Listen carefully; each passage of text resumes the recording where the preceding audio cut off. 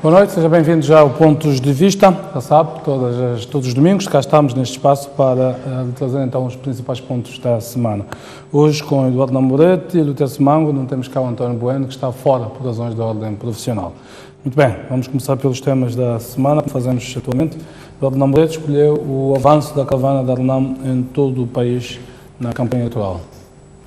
Bom, primeiro começo por agradecer a Deus pela saúde e vida, cumprimentar os colegas aqui no programa e aos telespectadores que nos assistem a partir de casa. Boa noite. Eu escolhi este tema do avanço da caravana eleitoral da RENAM em todo o país porque, de facto, ao fecharmos a segunda semana da campanha eleitoral, testemunhei com bastante surpresa e satisfação ao mesmo tempo a aderência dos moçambicanos à campanha da RENAM em todo o país. Surpreendentemente, digo de novo, porque mesmo em zonas que no passado eram hostis à RENAM, hoje a aderência é massiva. Falo da província de Gaza, falo também das províncias de Cabo Delgado, em que os moçambicanos estão a aderir à campanha da RENAM de forma bastante surpreendente, de forma bastante calorosa, que inclusive até membros de outros partidos, pessoas muito próximas a mim, se engrossam às nossas fileiras e dizem que o fazem isto em nome do povo, em nome da democracia, em apoio ao presidente Ossuf Momad e em memória ao presidente Afonso Dhlakama. Então, eu não deixaria de facto passar despercebido esta nota, porque é algo extremamente importante e surpreendente para nós todos como moçambicanos, ver como é que a RENAM está a ser acarinhada em todo o país, sem oferta de materiais como camisetas e capulana. As pessoas vão de coração aberto, é só vermos como é que as pessoas estão a ir às campanhas na cidade de Maputo, em Gaza, na província de Maputo, na Zambésia, em Maputo. É algo bastante espetacular. Muito bem, o Lúcia Semango escolheu como assunto da semana o cartão de eleitor como exercício de cidadania e um instrumento de votação. Muito boa noite, meus colegas do painel, e também boa noite aos que acompanham este programa televisivo. Sim, eu escolhi este tema, cartão de eleitor, que é um exercício de cidadania e também instrumento de votação. Nessas últimas 2 semanas, em que fui fazendo a campanha porta a porta aqui na cidade de Maputo e também pouco em todo o país, chega-nos muitas notícias e informações de que os membros do partido no poder estão indo casa a casa recolhendo os cartões de eleitores, cartões dos eleitores, na tentativa de fazer o registro nos dados desses cartões, incluindo os contatos pessoais dos eleitores. Essa atitude é uma ação de intimidação, é uma ação que visa induzir e obrigar a este eleitor que acaba de ceder os seus dados a estas brigadas pertencentes ao partido do poder, como uma forma de induzi-los no dia 15 para que votem no partido no poder e no seu candidato. Queria chamar a atenção aqui a todos os nossos concidadãos e, em particular, aos eleitores, de que o cartão de eleitor é um cartão individual e intransmissível. Não deve ceder os seus dados a ninguém, porque esse cartão é pessoal. E os que fazem isso fazem simplesmente para intimidar. Por isso, o cartão de eleitor é um instrumento de votação. É como chave da sua própria casa, a quem tu não entregas a ninguém, para evitar que a sua casa seja roubada.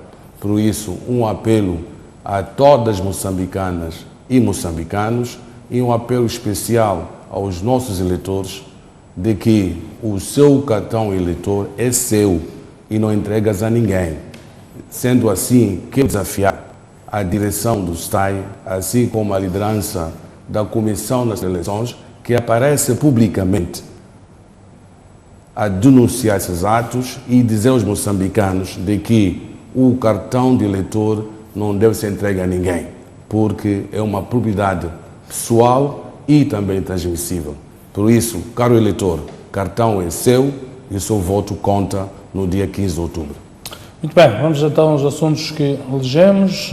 Propomos a falar sobre a campanha eleitoral, as propostas temáticas dos partidos, a tragédia que ocorreu na campanha eleitoral da FDM na Nampula e a condenação do ex-embaixador da Rússia há 10 anos. Vamos começar por este tema, depois voltaremos ao tema da ordem política.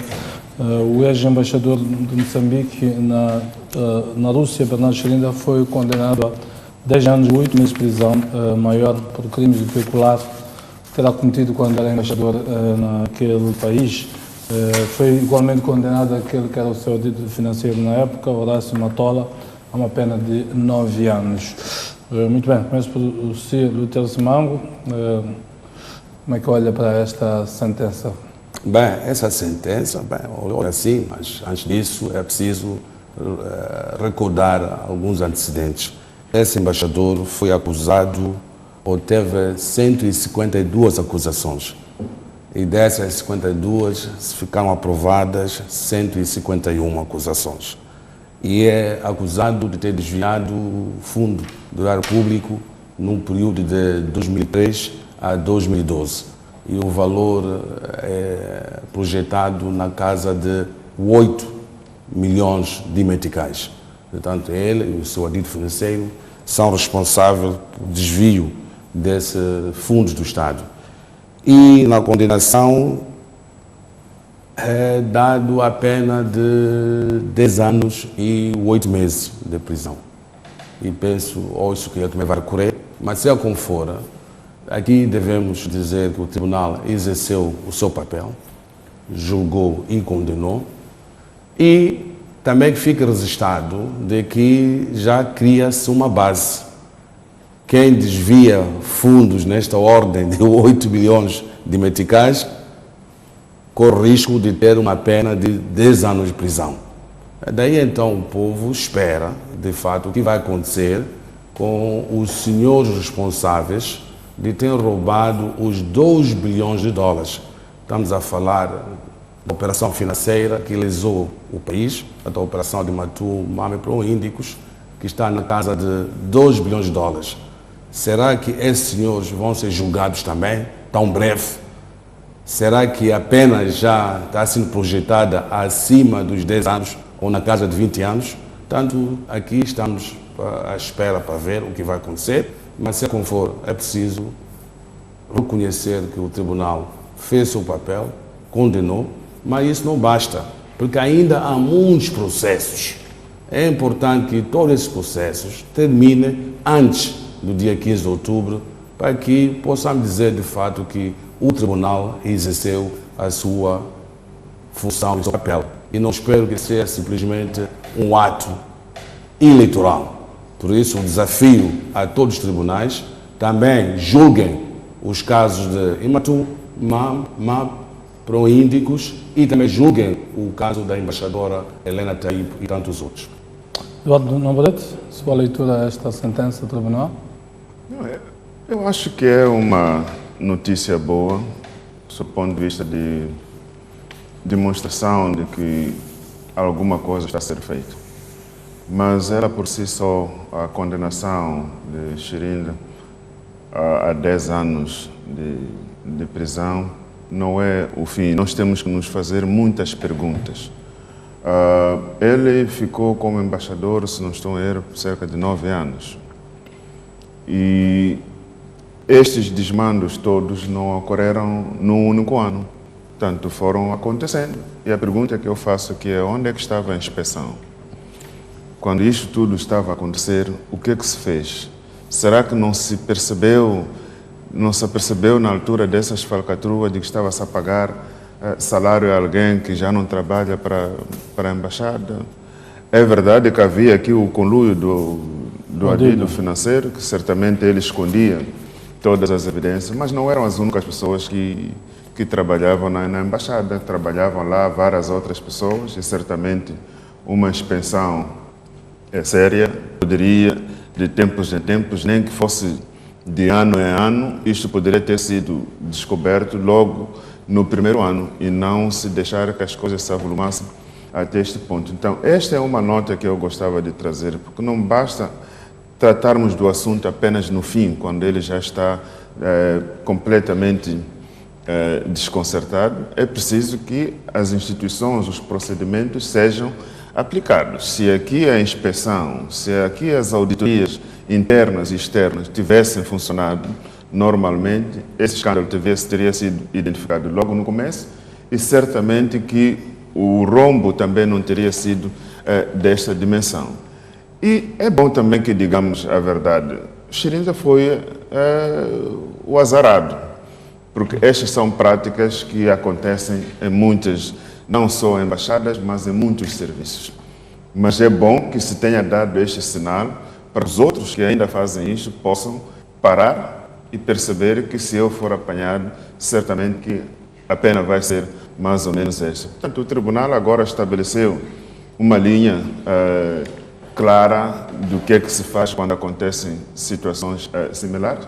E eu acredito que, espero também que não seja só o caso deste, mas a inspeção e as auditorias possam também andar por outros serviços, não só nas embaixadas, isso acontece. Portanto, creio que há muito mais casos como este. Certamente, certamente.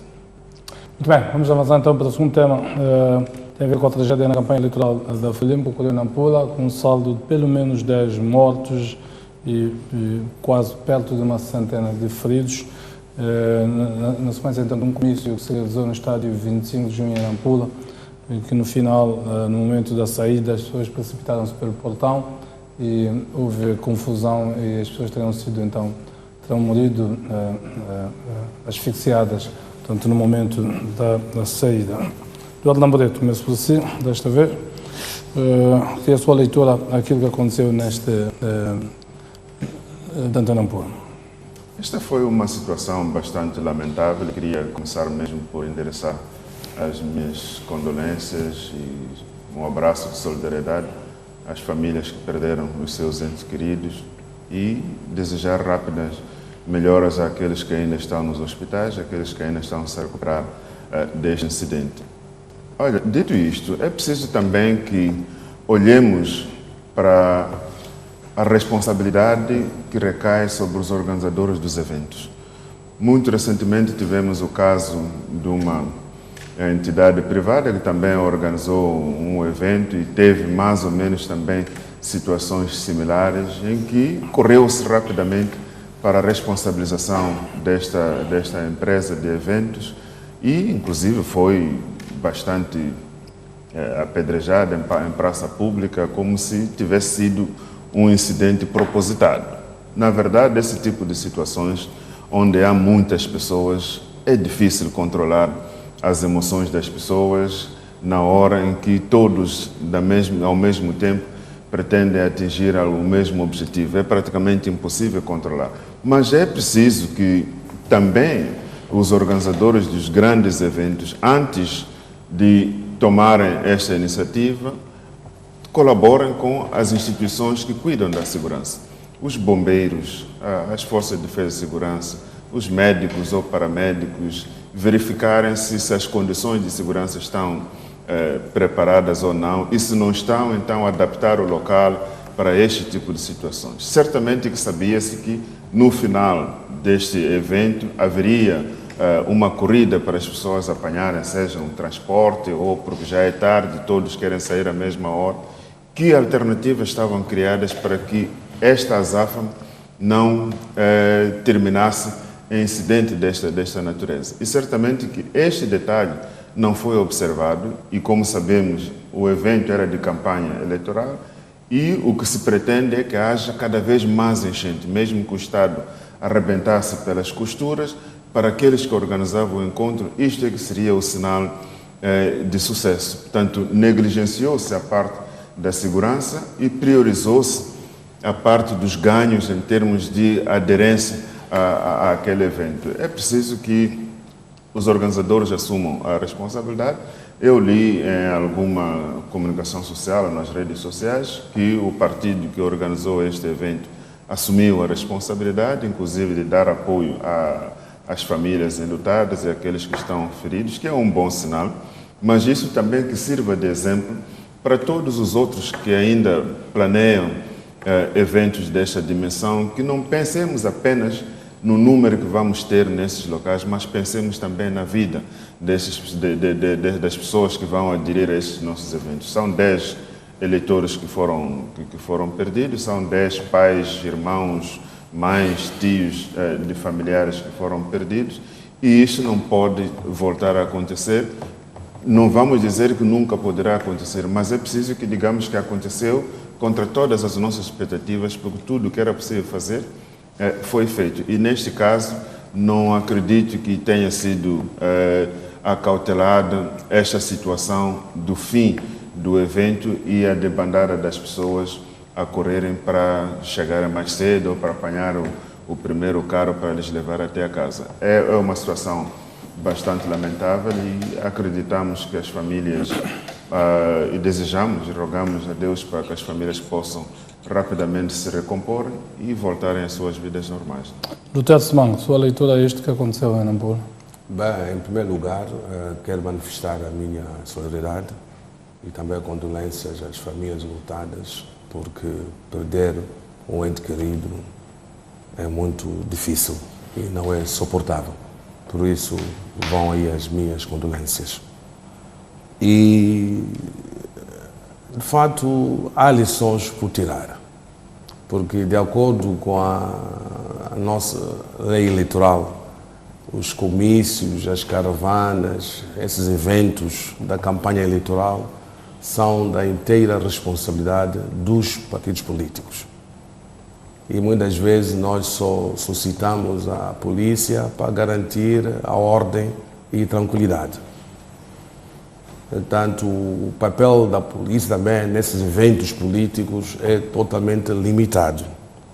Por isso, não consigo perceber as motivações que levaram o ministro do Interior para demitir o comandante provincial da Suspender, polícia. Suspender. Uma suspensão. Ok, aceita a correção, suspender. Não percebo as motivações, porque nós temos que revisitar o nosso quadro do pacote eleitoral. Como é que nós definimos na lei o papel da polícia nesses eventos da corrida eleitoral? E, como eu dizia, há que ter lições, porque organizar um evento desse, de fato, como dizia aqui o meu colega do painel, exige muitas coisas. Além da segurança, também exige a higiene. Todo o componente para garantir que lá o participante esteja em condições adequadas e admissíveis. Então, neste caso não aconteceu e como resultado foram esses acidentes que levaram morte a 10 nossos concidadãos, embora circulam na praça outras informações, uns falam em 16 ou 40, mas eu vou me limitar na informação oficial que são de 10 óbitos. Por isso, nós temos que aprender, e a grande lição que temos que aprender foi a quanto da missa do Papa. Tivemos no estado de Zimpeto ou cerca de 90 mil participantes e tudo correu de uma forma tranquila, de uma forma, num ambiente harmonioso. Mas tudo isso, de fato, tem a ver como é que nós organizamos nossos comícios. E há uma tendência sempre de ultrapassar a capacidade do espaço. Porque aquele estádio, eu acredito, tem uma capacidade limitada. E lá, para quem viu as imagens, estava lá muita gente. Por isso, também não se obedeceu aquilo que nós chamamos a segurança admissível em termos de lotação do espaço. Por isso, aqui há lições que temos que aprender e também temos que revisitar o nosso pacote eleitoral para definir com muita clareza sobre o papel da polícia, para evitar que aquilo que aconteceu com o comandante em exercício de Nampula ser suspenso, porque não garantiu a segurança dos participantes nesta comício. Muito bem.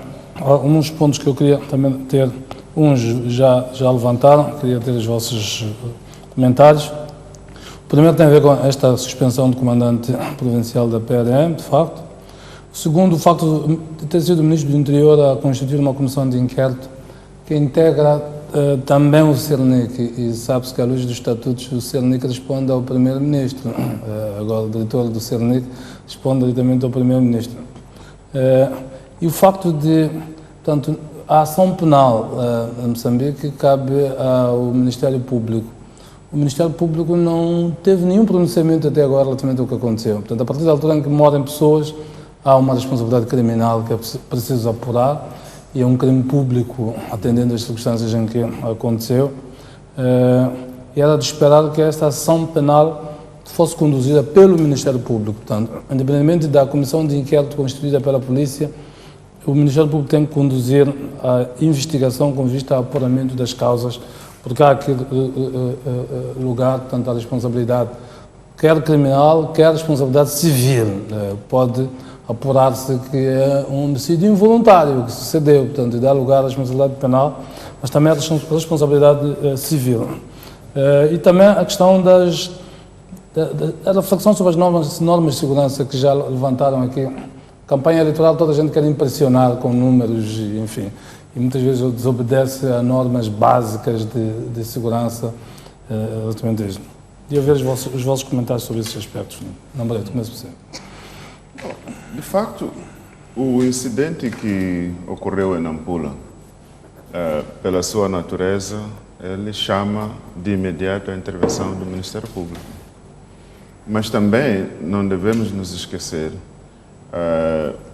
como eu dizia antes, houve um incidente similar e a reação foi muito imediata, quer publicamente, quer a intervenção mesmo dos advogados, da justiça neste caso. E neste caso, nós não vamos esquecer que este é um incidente que envolvia o partido que está no poder. O ministro do Interior, se não estou a errar, acho que ele é o chefe da brigada para a Zambésia, portanto está diretamente envolvido também na campanha eleitoral.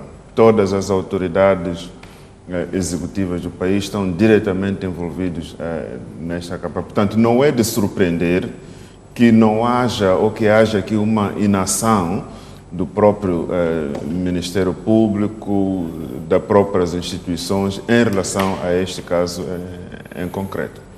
Nós esperamos que, de facto, o Ministério Público faça o seu papel. O inquérito da polícia visa, tem fundamentos administrativos. Exato. Apurar a responsabilidade dos seus membros no cumprimento daquilo que são os seus deveres. Exato. Nada tem a ver com a componente responsabilidade legal, criminal, nem criminal, nem civil. É um processo disciplinar, vamos dizer assim.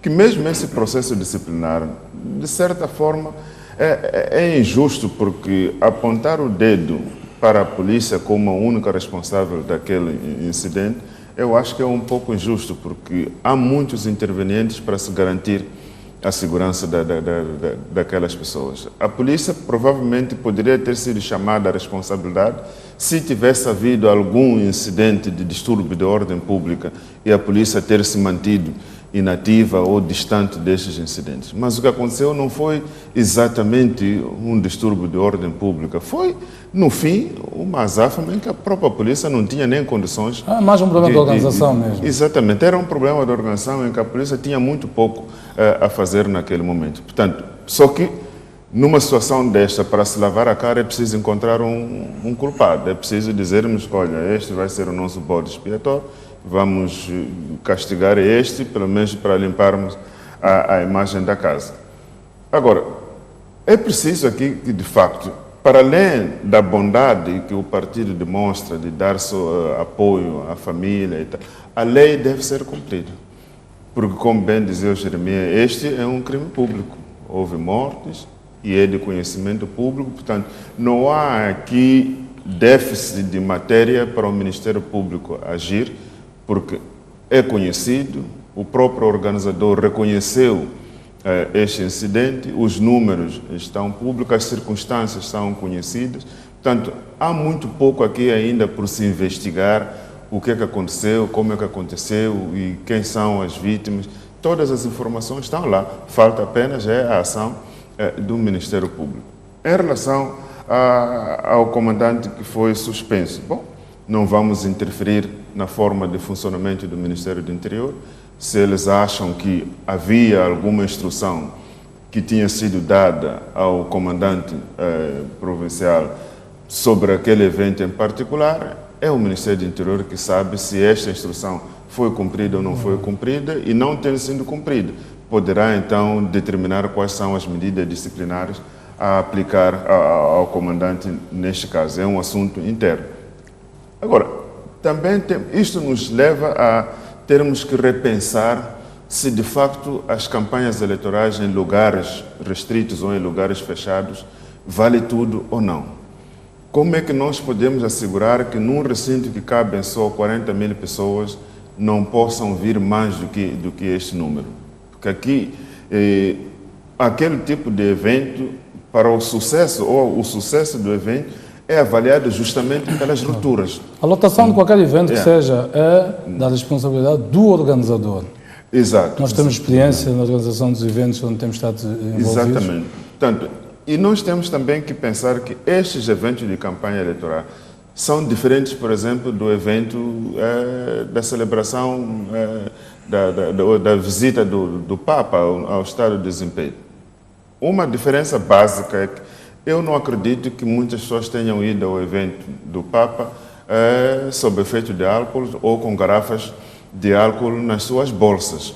Mas nós sabemos muito bem que uma das animações que se levam para as campanhas eleitorais é justamente o consumo de álcool, distribuição de álcool e tudo isso. Portanto, não me surpreende que no evento do Papa tudo tenha corrido bem, porque até que o próprio evento não encorajava muito para as pessoas irem lá sob efeito de álcool. Era um evento mais solene, um evento mais de cariz religioso, em que todas as pessoas, mesmo aqueles que bebem, naquela circunstância fazem um esforço de não ir embriagado. Ao passo que nas campanhas eleitorais as pessoas se preparam antes mesmo de irem para o comício, já com garrafinhas de álcool e tudo isso, que chama a responsabilidade dos organizadores para redobrarem as suas atenções em relação à segurança, porque lá vão pessoas de toda a natureza e não se exclui, não há acesso restrito, porque o candidato ou o partido quer absorver o maior número possível de participantes para fazer disto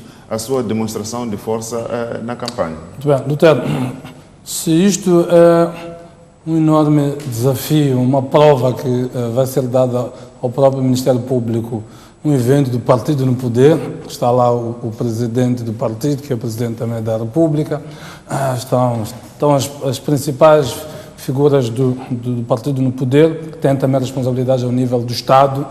Se o Ministério Público, que é uma magistratura própria, hierarquizada, enfim, o papel que pode julgar aqui para mostrar de facto que é uma magistratura independente, autónoma e tudo isso, se vê nessa perspectiva de que é de facto uma oportunidade de nos vir mostrar. A primeira coisa que estávamos à espera é que a seguir aquele evento as entidades técnicas especializadas fossem ao local, avaliar quantas pessoas havia, quantos portões estavam disponíveis para serem abertos, quem fez as devidas autorizações, cumpriu com as normas de segurança. Pelo menos era disso que estaríamos à espera. Eu não vi nada disso. Se o Ministério Público está a instruir algum processo especificamente relativamente a isto, também não sei. Se isto é de facto um desafio que se coloca ao Ministério Público ou não. De facto é um desafio, né? Porque a lei tem que ser cumprida. Se esse evento tivesse sido de uma outra organização, eu acredito que o Ministério Público iria agir. Por isso, o Ministério Público tem a obrigação de agir de acordo com a lei. Mas, como eu dizia antes, o dilema aqui é que o nosso pacote eleitoral também não está bem claro na definição do papel da polícia em termos de organização desses eventos. Mas a polícia não organiza eventos, é preciso que fique claro. Não, a polícia não organiza. A polícia é chamada para proteger. proteger. Mas da forma como suspendem, o comandante provincial dá a entender que ele também tem a contraparte. Mas esta é outra dimensão, como dissemos. Sim. Não poderia ter explicado. O comandante-geral, o ministro do Interior, pode ter dado orientações específicas para aquele evento que nós não os conhecemos. Mas o Lutero organiza um jogo de futebol. Imagina o jogo de futebol dos Mambas. A Federação organiza e vende 120 mil bilhetes para um estádio que tem capacidade para 60 mil bilhetes. A polícia não sei. Mas eu ficaria confortável com essa posição do ministro se fosse uma posição que acontece com outros casos. Nós sabemos que há partidos que têm sofrido de várias efícias, há partidos que têm tido seus membros a serem batidos, mas a polícia nunca agiu em relação ao comandante que estava de serviço naquele dia. Portanto, quando a lei não é aplicada de uma forma igual, quando não há um tratamento igual, leva-nos também a questionar. Portanto, eu questiono porque eu tenho assistido muitos casos em que há problemas, há acidentes que acontecem localmente e aquele comandante de serviço nunca é suspenso. Então, é na base disso que eu reajo. E também devo dizer que a ação do ministro, não sei se é uma ação de aceitar ou não, tomando em conta do conflito de interesse. Porque esse ministro é um candidato. É um ministro que está na corrida eleitoral. Portanto, não sei se terá agido de boa fé ou de má fé. E outro aspecto que eu devo aqui fazer menção é que o nosso pacote eleitoral tem que ser revisitada e tratar essas matérias com muita clareza, porque essa é uma lição que nós temos que tirar. E eu repito de novo, o que aconteceu com aquela missa que assistimos todos do Papa, nós vimos uma organização total. Havia voluntários que organizavam as pessoas, que indicavam os caminhos que deviam usar para as suas saídas. Lá está a falar de organização. Sim, é isso mesmo. Eu estou a falar não disso. está sequer a falar de normas. Sim, atenção, é isso que eu dizer aqui. Portanto, esse evento que aconteceu acidentes, nós temos que verificar qual foi o nível da organização. Então, quem deve ser questionada não é o comandante, mas sim os organizadores é que são responsáveis por tudo ter acontecido.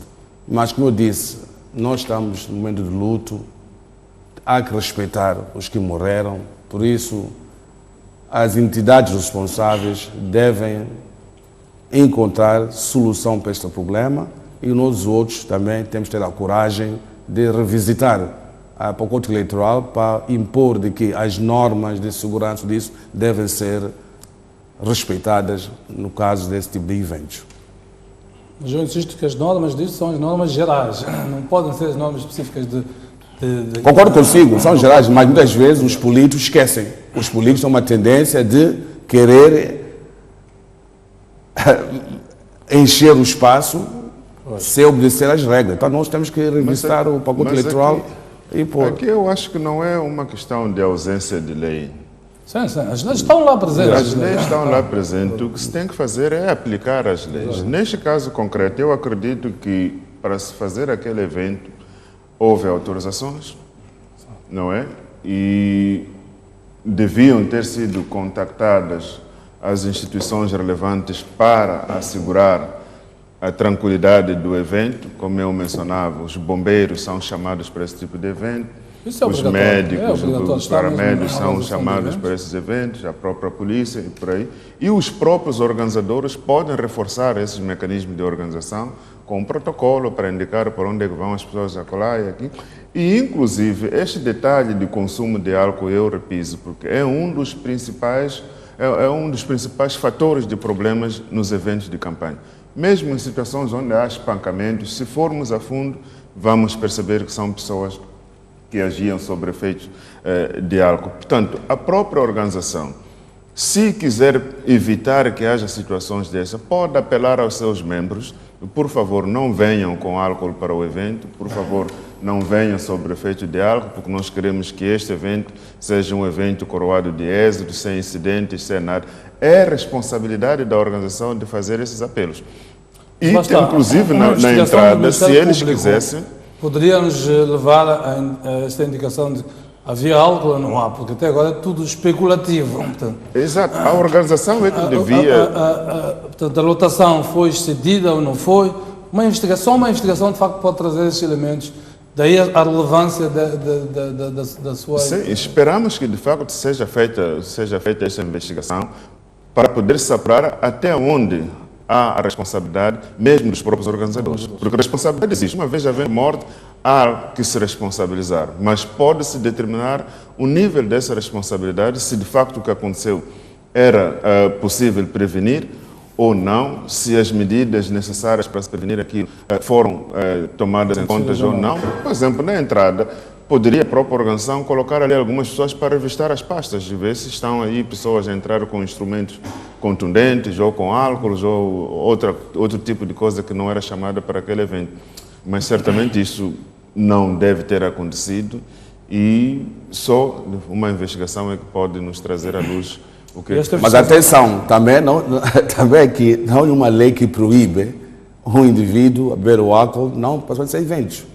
Não, mas eu penso que nós temos que ser bem claro que a nossa lei também tem que mas ser... um organizador pode limitar. Pode limitar, mas infelizmente não limitou. Eu organizo o evento, temos as minhas próprias normas de como é que eu quero que o evento ocorra. Eu não estou a mencionar que isto devia ser um assunto de lei. Estou a dizer que é um assunto que os próprios organizadores, sabendo que o consumo de álcool em eventos desta natureza pode criar distúrbios, a própria organização podia colocar pessoas na porta para dizer, olha, aqui não entra álcool. Se vem com álcool, por favor, nós estamos a especular. Isso, vamos especular. Não, estamos a sugerir... Não há elementos, pelo menos eu não tenho elementos de que havia álcool. Bom, claro, o teu objetivo é que morreram pessoas. A experiência se morreram pessoas numa situação de asfixia, é que há normas que eventualmente não foram obedecidas. Isto é factual. A experiência que nós temos de 25 anos desses processos, é claro que nesses eventos o consumo de álcool... Mas no meu partido, infelizmente, não é isso. É um dos principais. No meu partido, nós sempre instruímos os militantes que durante a campanha eleitoral o consumo do álcool é zero. E conseguem controlar? Se tem certeza de que... Pelo menos os que estão nessas brigadas. O consumo do álcool é zero. Não, todos os partidos fazem esses apelos, nós fazemos isso com bastante veemência, tolerância zero ao álcool, mas as pessoas que aderem às nossas campanhas não são pessoas que participam nos momentos em que nós damos orientações para o trabalho que temos a realizar. São pessoas que entram no nosso trabalho espontaneamente ao longo do trabalho de rua que nós vamos fazendo e não temos muito controle sobre isso. Mas para aquele evento em particular, em que era possível controlar o acesso das pessoas, era perfeitamente possível, pelo menos até algum nível, limitar o seu acesso de álcool ou mesmo o acesso de pessoas visivelmente embriagadas ao recinto. Muito bem, vamos aguardar para essa investigação para nos trazer então os elementos constitutivos deste crime no caso específico. Vamos avançar então ao terceiro e último ponto, as propostas temáticas dos partidos políticos. Quais são os elementos diferenciadores, na vossa opinião, uma vez que representam também partidos políticos, que cada uma das forças políticas traz nas suas propostas? Lutero Simão, começo por você desta vez. Bem, primeiro para dizer que no manifesto político do meu partido nós temos as linhas de força. E essas linhas de força visam, de fato, de garantir que haja pequenas e médias empresas funcionais. O que temos assistido nesses últimos tempos é o encerramento sistemático dessas pequenas e médias empresas. E nós sabemos, num país como o nosso, pelo nível econômico, as únicas entidades que podem garantir e fazer a geração de emprego são as pequenas e médias empresas. E também há que adotar, de fato, uma política adequada para os investimentos estrangeiros. Nós não vamos, de uma forma, condicionar ao investimento estrangeiro para associar-se com um moçambicano de uma forma obrigatória.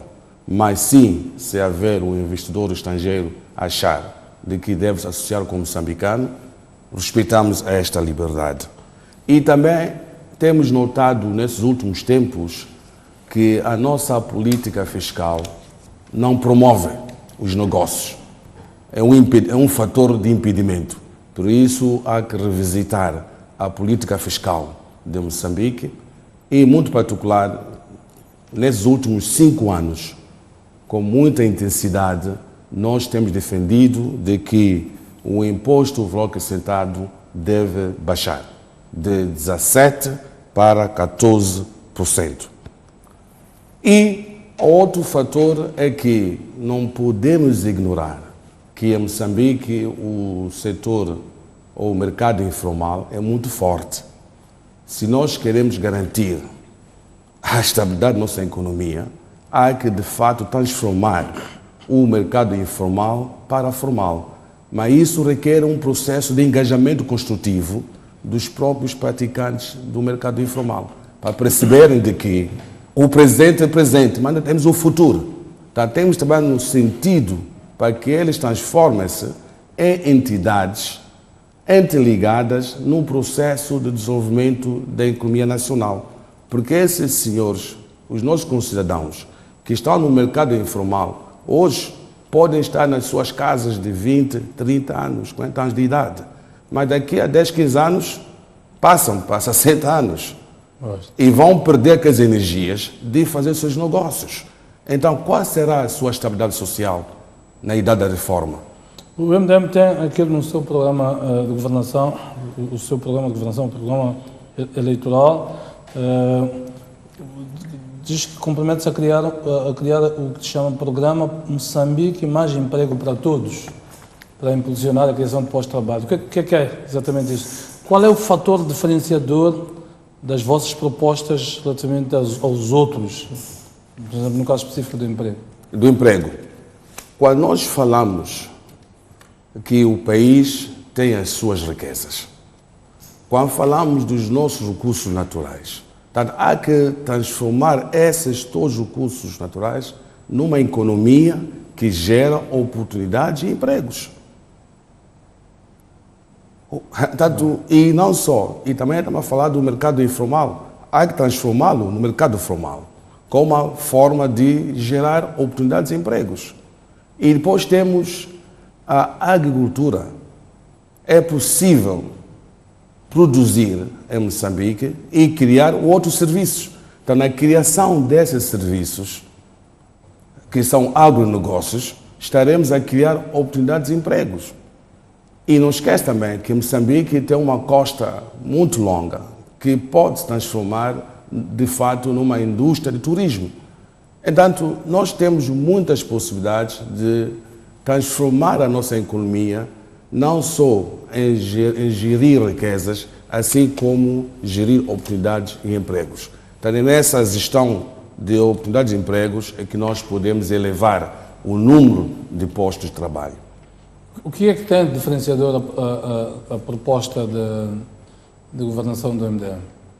Primeiro, aos outros, primeiro para dizer de que os que governam ao país mais de 40 anos já chegaram ao limite máximo e nós não acreditamos de que, estando no poder 40 anos ou mais, se não conseguiu criar empregos como deve ser, então não será nos próximos 5 anos. E também não podemos ignorar que a governação cria desgaste. O partido no poder está no poder há muitos anos e eles, quando governam, estão agora a fazer de uma forma mecânica, porque pensam como nós fazíamos no passado e assim hoje terá que ser assim. Por isso, há que renovar a governação do país. E essa renovação passa necessariamente em ter um novo quadro de governantes provenientes de um outro partido político, porque é assim como se faz. Quando nós queremos promover o desenvolvimento, tem que haver concorrência. Ontem foram eles e hoje é preciso dar oportunidade aos outros para governar, e é assim que o país vai ganhar. E, acima de tudo, nós acreditamos no fator humano.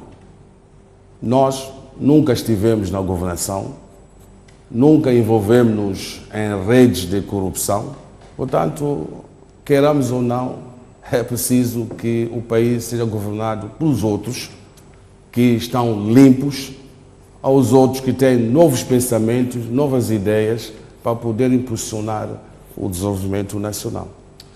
Eduardo Lambrete, quais são as linhas de força das propostas da proposta de governação da RENAM e em que é esta proposta é diferenciadora daquilo que os outros têm estado a apresentar?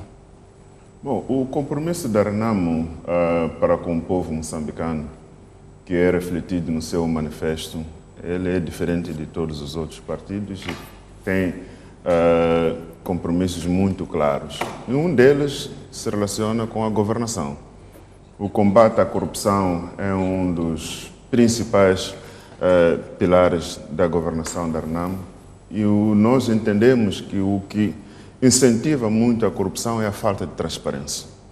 Porque tudo o que é feito sem transparência, tudo o que é feito na escuridão é passível de ser feito de forma à margem da lei. Nós tivemos experiência agora dessas dívidas ocultas, que tudo foi feito de forma oculta, porque se tivesse sido feito à luz do dia, certamente teria sido descoberto há muito mais tempo. E para isto, a RENAM tem uma proposta muito concreta. E uma das propostas da RENAM é que o orçamento do Estado vai ser acompanhado por todos os moçambicanos. Vai ser disponibilizado na internet, a execução do orçamento vai ser feita vai ser feita com acompanhamento de todo o cidadão e todos os parceiros para que possam saber o que é que está a ser feito com o dinheiro do povo. Portanto, nós acreditamos que só com esta medida, que é muito prática e que qualquer governo que tenha interesse em combater a corrupção poderia adotar, colocar à luz de todos os cidadãos o que é que está sendo feito com o seu dinheiro, acompanhar a sua execução do começo, desde a aprovação pela Assembleia da República até a prestação de contas. Portanto, a auditoria aqui não precisaria de se fazer muitas voltas, porque o próprio cidadão, tendo interesse, pode ir ver se aquilo que foi aprovado como plano econômico e social pela Assembleia da República e o orçamento para a execução desse plano está a ser feito de acordo com o prometido ou não, e qualquer alteração o governo da RENAM vai virar público também para poder explicar que alterações é que devem ser feitas e dentro da lei com a anuência da própria Assembleia da República. Nós temos também a preocupação em relação à criação de empregos. Nós entendemos que os empregos não surgem por acaso e o Estado em si não deve chamar para si essa responsabilidade de criar empregos, porque o Estado não produz dinheiro. O Estado recebe dinheiro das empresas que produzem dinheiro. O Estado recebe impostos, o Estado não produz dinheiro. E é preciso que o Estado reduza a sua folha de pagamento, não é? De tal maneira que o déficit orçamental não seja grande.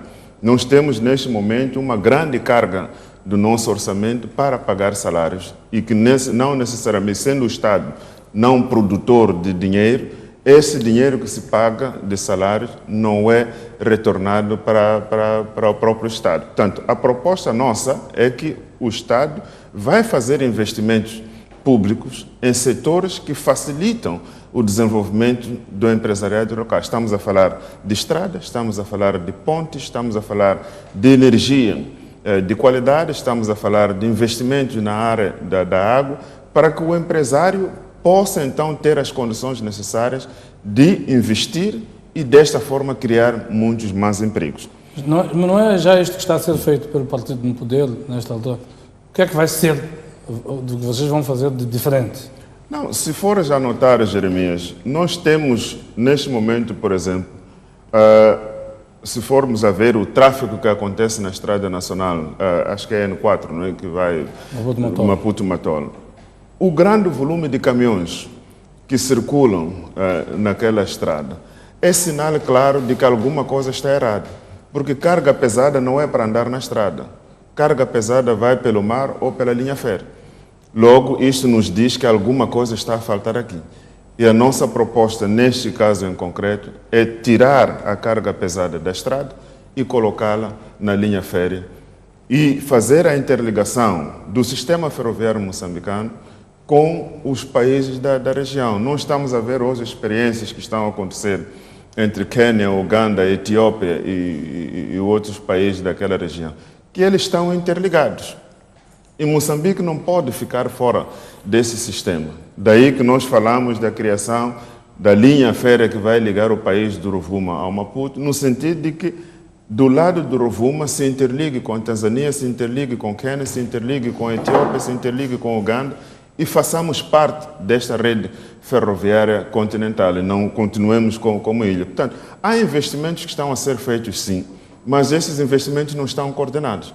Portanto, não basta construir uma ponte, mas se esta ponte não foi concebida para fazer parte de um projeto que está direcionado para impulsionar o desenvolvimento do nosso país. Nós estamos a ver muitas construções, mas muitas das vezes em zonas em que não trazem nenhum valor acrescentado. Nós falávamos sobre esta ponte daqui de Maputo, é importante sim, mas estrategicamente, eventualmente, não era o momento para se fazer isto, porque havia outras alternativas para aquela travessia, provavelmente de mais baixo custo, e concentrar-se os valores que foram gastos ali para um outro sítio. Mas pronto, não vamos chorar aqui pelo leite derramado, está ali, vamos usar e já estamos a usar.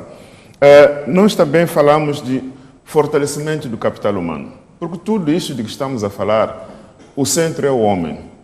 Nós podemos falar em criação de empregos, falarmos em investimentos, se não temos o homem qualificado, se não temos o homem saudável, se não temos o homem educado, nada disto vai funcionar. E por esta razão, a governação da Renamo está a propor aqui a ampliação do nível do investimento do Estado no ensino primário até a décima classe, com potencialidades muito fortes de, nos primeiros anos da governação, se expandir isto para a 12ª classe. Porque nós entendemos que não é suficiente levar o aluno até o meio do mar e dizer que o Estado cumpriu a sua responsabilidade. O Estado deve cumprir a sua responsabilidade até a um nível tal em que, digamos, escolha, o cidadão pode daqui escolher se vai a pé ou vai de bicicleta ou vai de motorizado, mas o Estado já assumiu a sua responsabilidade de levar este jovem até ao mínimo que ele precisa para poder avançar. Que é a escolaridade obrigatória. Que é a escolaridade obrigatória. E nisto também nós pensamos que a fragilidade do nosso ensino, principalmente ao nível primário, porque uma pergunta que eu sempre me pergunto é: por que no tempo em que eu estudei na escola primária, no tempo em que os meus pais estudaram, era possível que chegando à 3ª, 4ª classe já se sabia ler, escrever e fazer contas com alguma eficiência. E hoje, chegando-se à 4ª classe, isso não é possível. Por quê? Nós estamos a perceber que aqui há um problema sério de qualidade do ensino. E nós propomos melhoria no sistema de qualidade do ensino através da formação dos docentes e também a introdução da educação pré-primária no sistema de educação. É preciso que nós...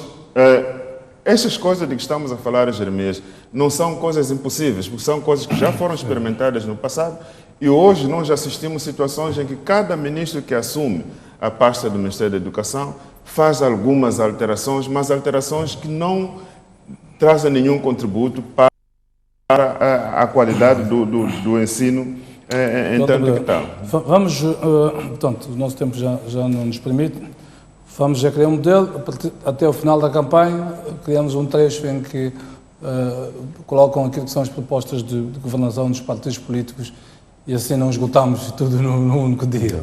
Vocês concordam com este modelo? Não, é perfeito. Podemos até discutirmos um tema de forma exaustiva sobre as propostas, sobre alternativas de como cada partido pretende atacar um determinado assunto. Assim falamos da educação, da saúde, transporte. Então fica esse compromisso desde já, cada programa, portanto reservamos um espaço específico para um tema e os partidos colocam a sua visão sobre esse tema específico, como é que cada um pensa atacar esse tema específico.